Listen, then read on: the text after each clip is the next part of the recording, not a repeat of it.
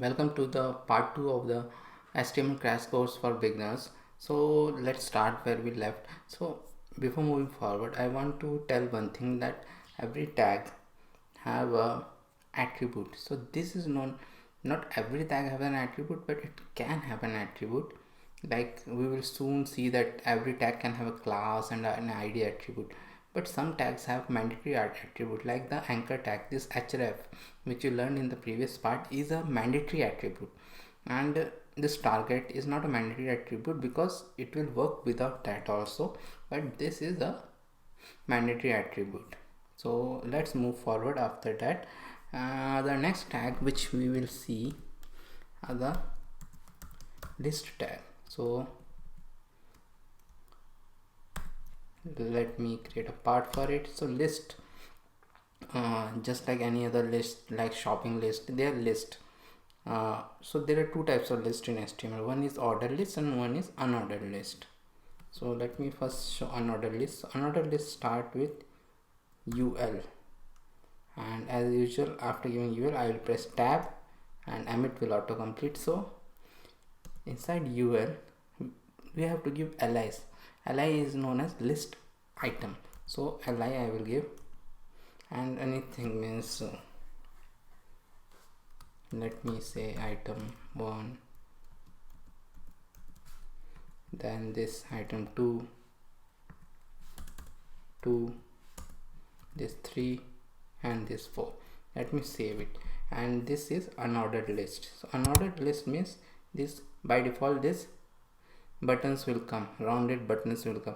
This all things we can change in the CSS, which we are not doing in this part. So by default it will come like this. Let me use the size a bit here. Okay, so after that unordered list, the other type of list is known as ordered list, which is done by OL, ordered list. So as you can see in HTML, everything means something, like ul means unordered list, li means list item. So it is sort of short form of everything. OL means ordered list, but it will also have the same list item. So let me put this on here. So it will have the same list items, and you will see that it will be numbered 1 2 3 4. If I add one more like this, it will automatically increase the number to 5. So it will be a numbered list. So that's why it is known as ordered list. So this is the simple list tag. So after that we'll learn about the table tags, and there are a lot of table tags. Table is a very important thing in HTML. Earlier, in the very early days, we used to do the whole layout in table, but now it is not there. It is only used if we want to display some tabular thing, which is very common in websites. So let us do the table tags, and there are a lot of them. So let's start. So everything should be wrapped in a table tag. So let us have that first. Then there are two parts of it. One is known as table head, and other is known as table body. So as usual there are short forms for that. Table head is known as T head, and the other part is T body. So let us learn T head first. So T head have table row. This table row will be there in T body also. Table row means a row of the header you will see. So table row, and after that it has got further elements which are known as table header, TH, table header. So let's have some table headers. One is name, the other table header age, the other table header email.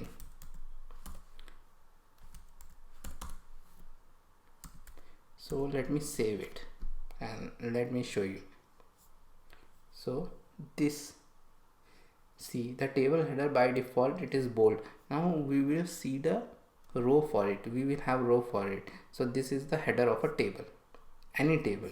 Even if an Excel sheet there is a table, you will have some header in this. So this is that header.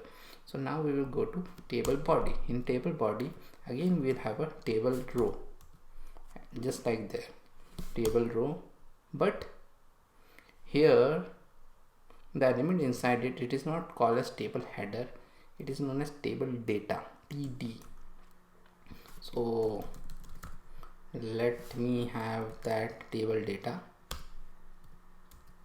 Let me give my age,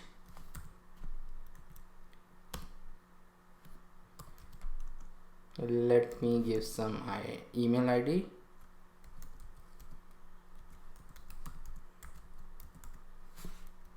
so like this it will have. And let me copy it 2 more time,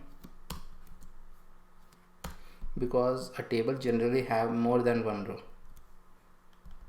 So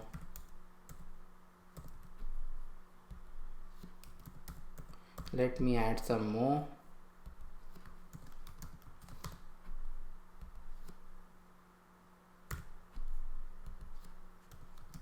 So this 2 more table rows I have added. Now let's see how it shows. So see, it shows like this. So this is how table looks. This is without any CSS. Generally we need a CSS to beautify it a bit, but like this is in the more general form. But even if we use CSS, we have to have this thing like table head, inside that table row, inside table body there will be table row, and here it will be known as table header, and by default it will give it a bold thing, and these are not bold. So this is how table is there. And then after this we will look at the most important tag in HTML, that are form tag, because every website have forms, and form is one of the main building block of every website. You'll see a contact form, you will see submit form, you will see any form. Is forms are there all over the internet. So before the forms, let's see 2 small tags. So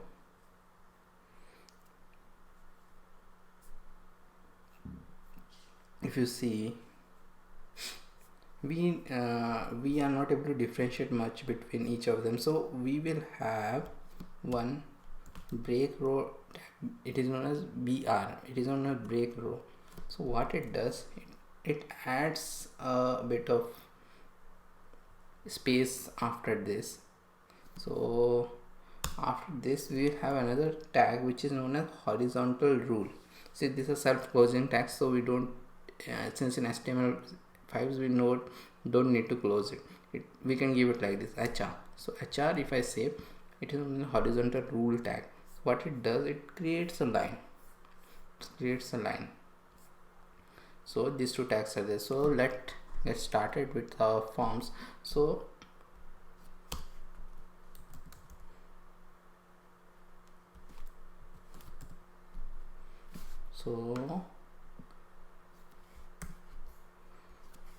as usual, form tag also start with a form. Action is there, which we will soon come to this action, but for now let create some tags. So there are a lot of them, and I won't go through all of them, because with HTML5 with input tag only there are a lot of them. So I will go to the main parts, and if you want you can check through the internet for the rest of them. They are actually same only. So we have a label. Label is generally we tend to give in every tag, every element which you will see now will have an associated label with it. So label is nothing but it will come a text will come, but instead of giving it in a paragraph or something, it is in a form, we generally give it with a label. So let me do that, and label, this is the main tag, but input tag, one of the most important tag in a form, because it has got many different types. See, by default when I started it gave me type. So type is text, and there are many other types also in it. And there is another attribute for this input which we need to give, because when we submit a form, this is the thing which goes to the server, so there will be a name attribute to it. And since it is name, I'm giving it name. So let me copy it and give another which is known as age. See, and as I told you, there are many types of input, so this type, let us make it number, and the name, which is a unique thing to identify this, which will keep age. Let me save this much and let me show the form in action. So see, they have come. Name, in which you can enter anything. Age, in which you can do this. Type checking is not there, but it is used for, and you can increase it. Okay, so everything is coming a bit down. So let me do one thing. Let me add a break row and a horizontal rule after this. So see, we will have this. So let's move forward. So we saw that text and the number, and as you can see, both of them have came in the same line, because as we have learned earlier in the first part, HTML element are divided into inline and block level. So this is actually inline. This both level input, these are all inline elements, so they all by default come in the same line. So to solve this issue, what we do, we need to wrap them in a div, because div by default is a block level element. So because this doesn't looks good, and if you see any form, it is like that name is there, age is there, and something is there, and then it is there. So the best way is to do it by div. So let me wrap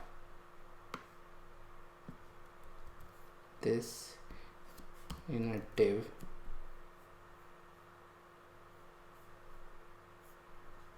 Let me indent it a bit. Okay, so this in a div, and this two also in a div. Let me save it. Now you can see both of them are coming in different lines, but we want a little bit of more space in them. If we were using CSS, so we could have easily added a margin between them, but we are not using CSS in this part, and I don't want to confuse you people. So there is a shortcut method to do that, which is known as, I will add a BR between them, break row, so it will add some more space. Okay, so let's move forward, and let's learn about some more tags. So with input type also, only there are many other type of tags, but before that we will see some other type of tags. So one of them is a text area, which is exactly similar to input type tags, but the difference is that it will give us more space. So let me show it to you. Again, copy it. So div is there, label is there. Label is, and it is generally used to get a message or something. Like, it will not be input, it will be a text area. So it came, and no type is required, but yeah, we want to differentiate it, so we'll give the name as message. But it is not a self-closing tag like input, and we need to have it like this, like text area. We don't need to give anything inside it. So like this, if I give, see, the text area will come, and I think it is expandable also. We can add more functionality to it from the CSS, but this is, as you might have got it, it is a bigger area, so we can type in different lines. So after that,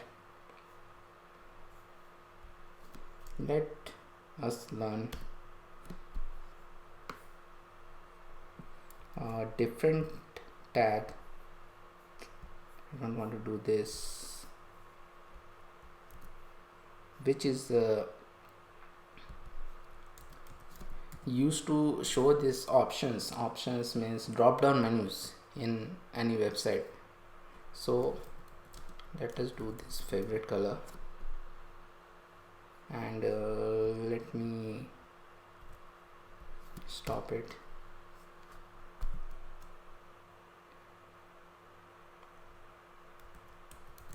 Select,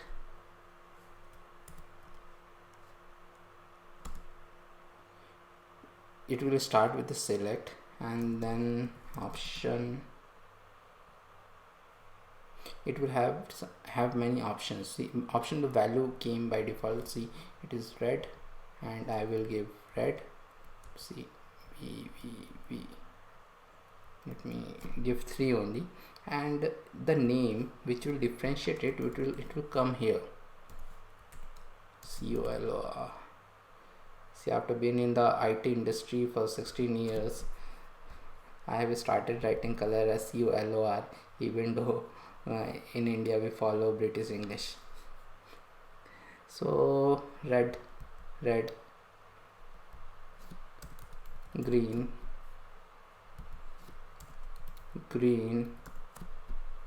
and this is yellow.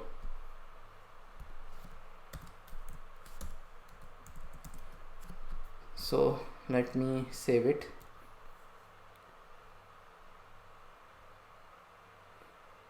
And this is what it is. This is a drop down menu, and you can select it. So this is what is how to create a drop down menu. And actually this completes this part. We will continue with this form in the next part, because there are a lot of other things, and we will complete this HTML crash course in the final part. So see you soon in the final part.